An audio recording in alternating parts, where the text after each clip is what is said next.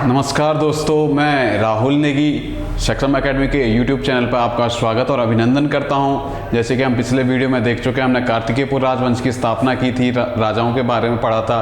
अब जो हमारा आज का लेक्चरर होगा वो कार्तिकेयपुर राजवंश, कत्यूरी राजवंश के प्रशासन पे होगा। तो चलिए हम कत्यूरी राजवंश के प्रशासन की बात कर लेते हैं। फिर एक बात और, सुनने में जो आजकल आ रहा है कि शायद वीडियो का रिजल्ट आने वाले टाइम पे जल्दी आएगा, तो उन दोस्तों को भी मेरी बहुत बहुत शुभकामनाएं हैं जो इसमें सेलेक्ट होंगे। लेकिन जो नहीं भी होंगे तो साथ रह के हम आगे चलेंगे। एक चीज़ कहते हैं ना, परिणाम जो भी हो, आने वाले एग्ज़ाम का परिणाम जो भी हो, लेकिन आपका प्रयास हमेशा लाजवाब होना चाहिए। तो चलिए इसी खुशी में हम आगे चलते हैं और कत्यूरी राजवंश का प्रशासन देखते हैं। तो प्रशासन में हम मेनली बात करेंगे, तो जो प्रशासन होगा, राज्य का जो प्रशासन होगा, राज्य की मेन धुरी कत्यूरी प्रशासन में जो कार्यपालिका, विधायिका, न्यायपालिका, इन तीनों की शक्ति थी वो मेनली राजा में निहित थी। अगर तीनों शक्तियाँ एक ही में निहित हो तो हम मान सकते हैं कि राजा निरंकुश है। लेकिन एक बात और, कत्यूरी राजा निरंकुश होते भी प्रजा वात्सल्य का भाव रखता था और प्रजा के हित में ही अपना हित समझता था। तो चलिए हम बात करते हैं। जो कत्यूरी प्रशासन की इकाई थी वो 18 लोगों की प्राधिकारियों की एक इकाई थी जो इस कत्यूरी प्रशासन को संभालते हैं। इसका उल्लेख हम पे मिलता है सुभिक्षराज के पांडुकेशर अभिलेख से, जिसे कहा गया है अष्टादश प्राका अधिकृत धिष्ठानायक। अष्टादश प्राका अधिक धिष्ठानीय जो ये सभा थी, ये 18 लोगों की सभा थी। इसमें 18 लोग मंत्रिपरिषद की तरह कार्य करते थे। तो इन्हीं 18 लोगों पर चर्चा करते हैं। मेनली तो राजा था जो इस शासन की एक धुरी थी। दूसरा हम पे जो पद आता, हम पे आता कुमारामात्य। मेनली बात करूं तो कुमारामात्य, कुमार से हम लगा सकते हैं राजकुमार बोलें या आने वाला युवराज, ये कुमारामात्य था। फिर हम पे एक और पद मिलता है महामात्य जो था कि ये मंत्रिपरिषद थी, इसका जो प्रमुख होता वो महामात्य था। मंत्रिपरिषद का प्रमुख जो था वो महामात्य था। कुमारामात्य की बात करूं तो आने वाला राजा या कुमारामात्य के नाम से जानते हैं। फिर हम पे तीसरा आता महासंधि विग्रह। बोले तो संधि विग्रह मतलब जब युद्ध होता था तो विदेशी राजाओं से जो संवाद करता था वो महासंधि विग्रह था। एक प्रकार से बोलो तो युद्ध और शांति का मंत्री। विदेशियों में देखें हम तो यही विदेश मंत्री है। अगर हम महामात्य को वर्तमान परिवेश में देखें हम तो महामात्य जो था प्रधानमंत्री की तरह था। फिर अगला हम पे चलेंगे तो अगली चीज़ जो हम पे आएगी वो था महाप्रतिहार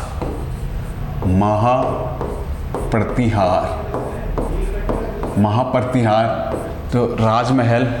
तो देखिए हम पे आता महाप्रतिहार वो था जो राजा और राज परिवार की सुरक्षा देखता था, महाप्रतिहार। फिर हम पे अगला जो आता है, हम इनका प्रशासन देख लेते हैं क्या क्या था। मेनली हम इन पे चर्चा करेंगे। तो हम इनका प्रशासन की जो धुरी थी वो राजा था, राजा ही सर्वोच्च था। फिर नीचे आएंगे तो इनका प्रशासन प्रांत में विभक्त था। इन्होंने भी गुप्तों की तरह गुप्तों का प्रशासन इन्होंने अपनाया था। तो प्रांतों में विभक्त था। इन्हीं प्रांतों को ये भुक्ति कहते थे। भुक्ति, आपने एक क्वेश्चन सुना होगा शायद, भूदेव के अभिलेख में तराई को किस नाम से जाना जाता था? तो यहीं से वो भुक्ति था। तो भुक्ति से ही हमारा जयकुल भुक्ति बना था। जयकुल, तराई को हम क्या कहते थे? जयकुल भुक्ति का हम पे ये भी उल्लेख मिलता है।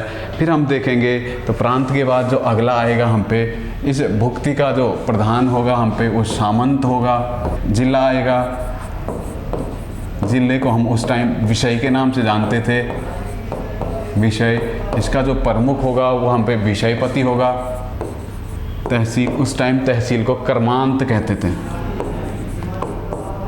कर्मांत, ये क्वेश्चन शायद हम पे कहीं शायद 2018 में आया था शायद। तो उसमें यही क्वेश्चन डायरेक्ट आया था कि तहसील को हम किस नाम से जानते हैं, तो कर्मांत। इस चीज़ का उल्लेख हम देखेंगे तो हमें सुभिक्षराज के पांडुकेशर अभिलेख से इस बारे में जानकारी मिलती है कि तहसील को ही कर्मांत कहते थे, और कर्मांत जो इस तहसील का प्रमुख था उसको हम कर्मधारण। फिर तहसील के बाद हम जाएंगे तो पट्टी, फिर पट्टी का था सदर सैना प्रमुख।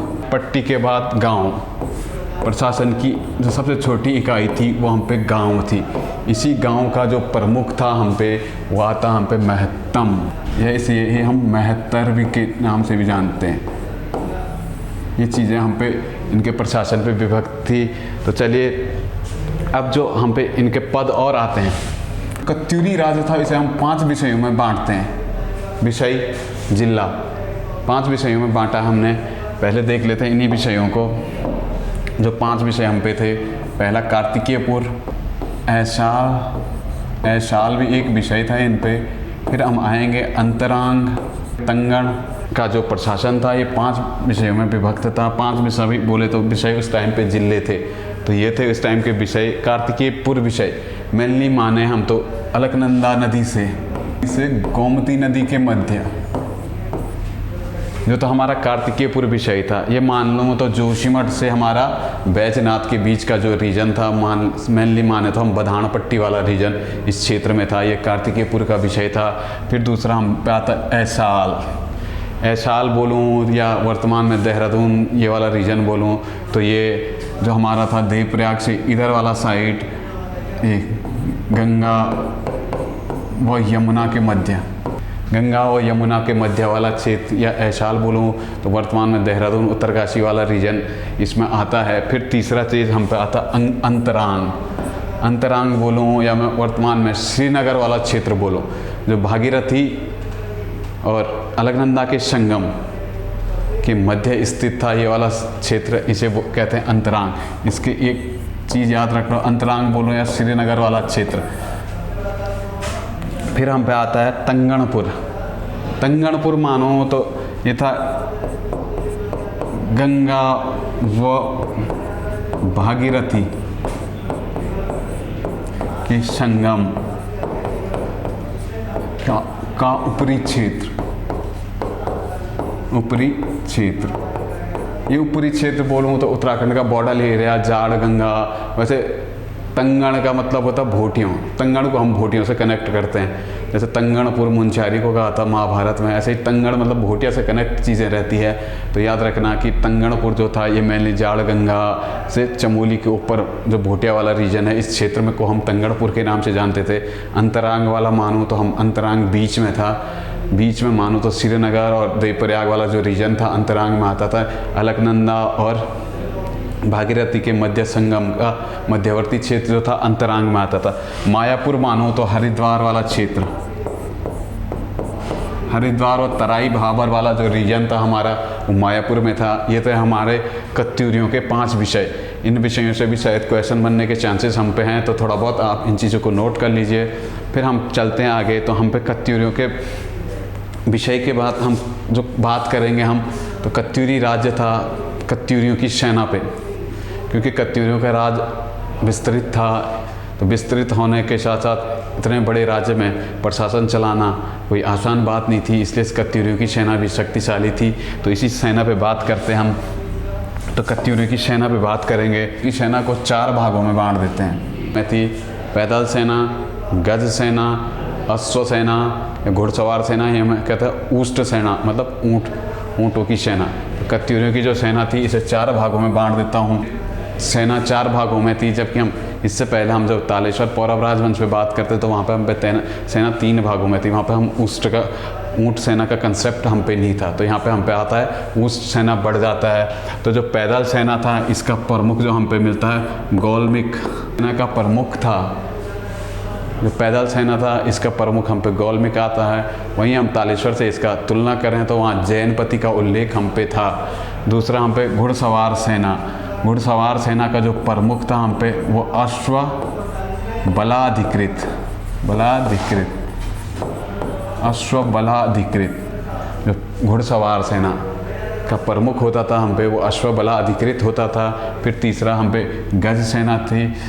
इसका जो प्रमुख था वहाँ पे हस्ती बलाधिकृत। पे गज सेना का जो प्रमुख था हम पे वो हस्ती बलाधिकृत था। फिर उष्ट सेना, तो उष्ट सेना का जो प्रमुख था हम पे उष्ट बलाधिकृत, उष्ट बलाधिकृत। तो ये थी हम पे कत्यूरी सेना। तो मेनली कत्यूरी सेना जो कत्यूरियों का सेना प्रमुख था, इन चारों का जो प्रमुख था। तो देखिए जो कत्यूरी सेना थी 4 भागों में थी। जो इनका प्रमुख था वो मेनली उसका उल्लेख हम पे जो पांडुकेशर ताम्रपत्र से मिलता, उसका उल्लेख हम पे मिलता हस्त्य अश्व उष्ट बलाधिकृत। हस्त्य अश्व उष्ट बलाधिकृत के नाम से हम पे जो सेना प्रमुख का उल्लेख मिलता है। इसी के अधीन इनकी ये चारों सेनाएं थी, पैदल, हस्ती, गज और उष्ट। ये तो सेना प्रशासन इनका। फिर देखेंगे हम तो इनके सेना प्रशासन में एक चीज़ और हम पे आती है कि महादंड नायक।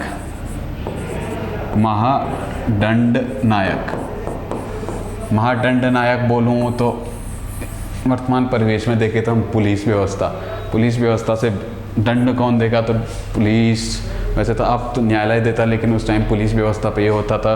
तो महादंड नायक की बात करूंगा मैं तो आंतरिक सुरक्षा। महादंड नायक का जो काम था उस टाइम वो था आंतरिक सुरक्षा पे। फिर महादंड नायक के अधीन 2 लोग रहते थे, खड़गिक और दंडिक का उल्लेख भी हम पे मिलता है। खड़गिक मेनली जो खड़क लेके चलते थे तो उन्हें खड़गिक कहते थे, खड़क लेके चलते थे तो उन्हें खड़गिक कहते थे। फिर जो डंडा लेके चलते थे तो उन्हें दंडिक का उल्लेख हम पे मिलता था। फिर अगला बात हम जो बात करेंगे हम पे, तो एक और चीज़ हम पे जो आगे आएगी वो था जो प्रांत थे। इनके जो प्रांत थे, जो सीमाओं की सुरक्षा को देखता था वो प्रांतपाल देखता था। सीमा सुरक्षा प्रहरी, सीमा जो की सुरक्षा जो करता था वो प्रांतपाल था। फिर एक यहीं पे हम पे वर्मपाल, इसी के अधीन एक वर्मपाल आता था। वर्मपाल अगर याद ना हो पा रहा तो वर्मपाल से आप एक आजकल में एक कंसेप्ट ले सकते हैं कि जासूस। तो जो सीमाओं पे जासूसी करता था, जासूसी से मतलब लगाओ कि क्या आते जाते थे ना उन पे नज़र रखता था। तो आने जाने वालों का जो निरीक्षण करता था, कौन राज्य में आ रहा, कौन जा रहा, इन बातों का जो निरीक्षण करेगा वो था हमारा वर्मपाल। फिर हम पे आता है घट्टपाल, आने जाने वालों पे जो निगरानी रखता था गिरी द्वार बोलें या दर्रों से जो आने जाने वालों पे नज़र रखता था, ये हम पे आता है घट्टपाल। फिर एक आता हम पे नरपति का उल्लेख जो हम पे आएगा वो मेनली नदी घाटों पर जो कर वसूलने वाला अधिकारी था वो नरपति था। नदी। फिर आगे चलेंगे हम तो एक और चीज़ हम पे आएगी वो था हम पे दुसाध्य, जासूसी विभाग था, गुप्तचर विभाग, वो था दुसाध्य जनिक। हम पे जो गुप्तचर विभाग का प्रमुख आएगा तो वो आएगा हम पे दुसाध्य जनिक। फिर तीसरी चीज़ जो हम पे आएगी, अब हम इनका थोड़ा बहुत देखेंगे तो आर्थिक विभाग भी देखेंगे, इनकी इनकम क्या सोर्स थे, इस बारे में थोड़ा चर्चा करते हैं। तो आइए कार्तिकेयपुर। आर्थिक प्रशासन में मेनली माने तो कत्यूरी राजा, इनका जो आर्थिक कर का प्रबंध था ये मनुस्मृति के आधार पे लेते थे। इनकी कर प्रणाली मान लें तो 1/6 ये राजस्व के रूप में वसूलते थे। फिर इन पे एक चीज़ और आती थी कि जो कृषि प्रबंधन का कार्य जो अधिकारी संभालता था, क्षेत्रपाल। क्षेत्र से आप लगा सकते हैं कि क्षेत्रपाल, क्षेत्र क्या होती है, भूमि होती है। जो कृषि का प्रबंधन का कार्य करेगा वो क्षेत्रपाल करेगा। इस टाइम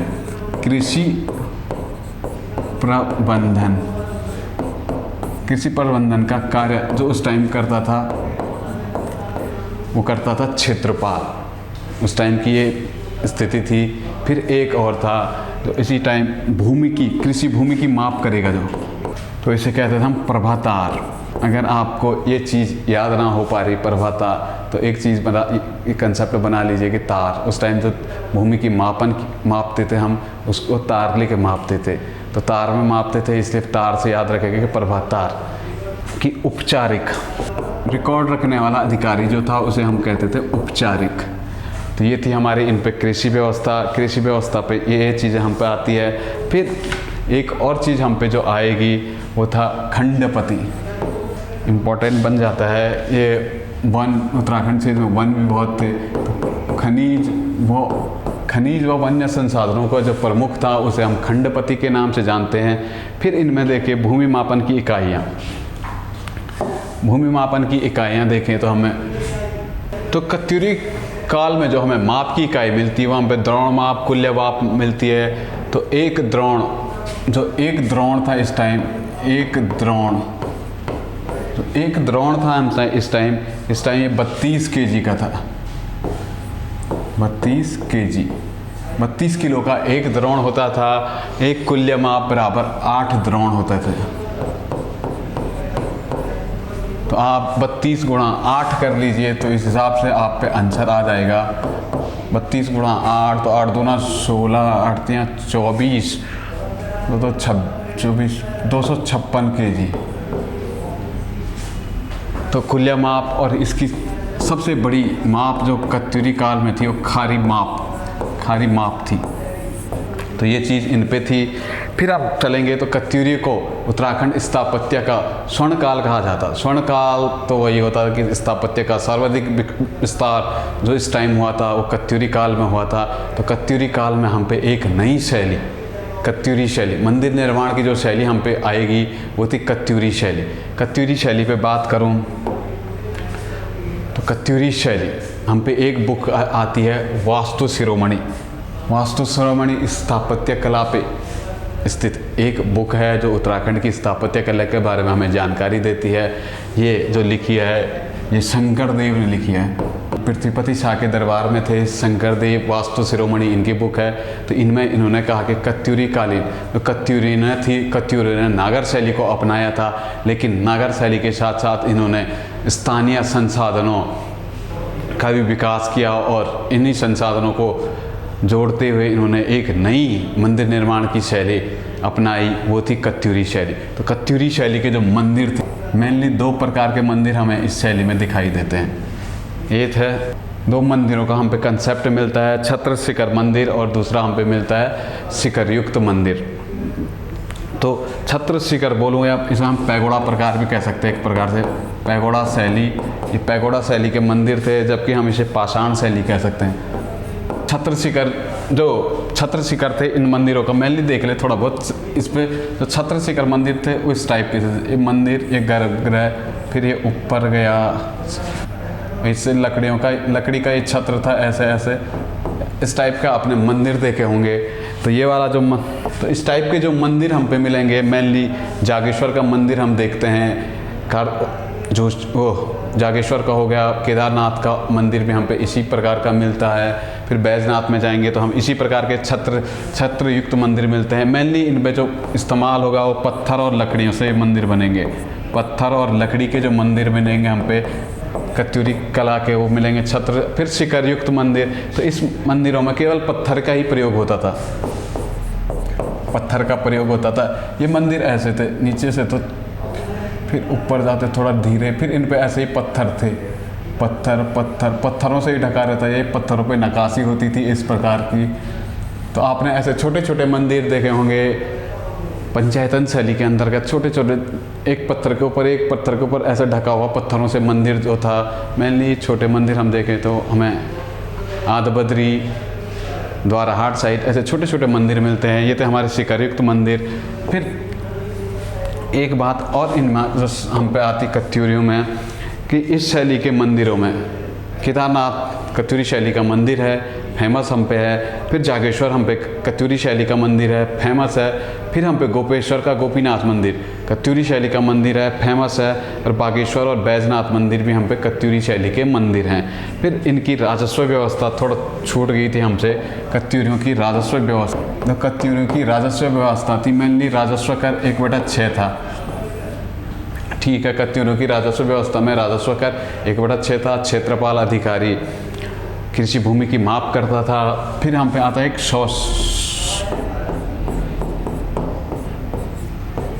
शौल्किक एक पद आता था। तो जो ये शौल्किक था ये भूमि कर, भूमि राजस्व वसूलता था, भूमि था। बाकी अन्य करों को जो करेगा वो भौगिक करता था इस टाइम, जो भौगिक का काम था इस टाइम अन्य कर, भूमि कर को छोड़ के जो अन्य कर थे इनको वसूलने का काम भौगिक करता था। इसी की तुलना अगर हम तालेश्वर का पर्वताकार राजवंश से करेंगे तो वहाँ पे हम शौल्किक की जगह भागिक और भौगिक दो पदों को हम पढ़ते थे। फिर इसमें एक चीज़ और आती है, भूमि का माप। भूमि माप प्रभातार करता था, तार से याद रखना, तो प्रभातार भूमि की माप करेगा। फिर भूमि के जो रिकॉर्ड रखता था, भूमि रिकॉर्ड जो रखता था उसका उल्लेख हम पे एक अन्य नाम मिलता है इसका, पट्ट। ये भूमि की रिकॉर्ड का माप रखता था। तो ये था हम पे कत्यूरी प्रशासन। तो ठीक है दोस्तों, ये हो गया हमारा कत्यूरी आज से ख़त्म। जो हमारी अगली वीडियो आएगी इसमें हम गढ़वाल में हम पंवार राजवंश और कुमाऊं में चंद राजवंश की स्थापना देखेंगे। साथ साथ हम कनेक्ट करते हुए आगे बढ़ेंगे। तो ठीक है, आज के लिए धन्यवाद, मिलते हैं जल्दी।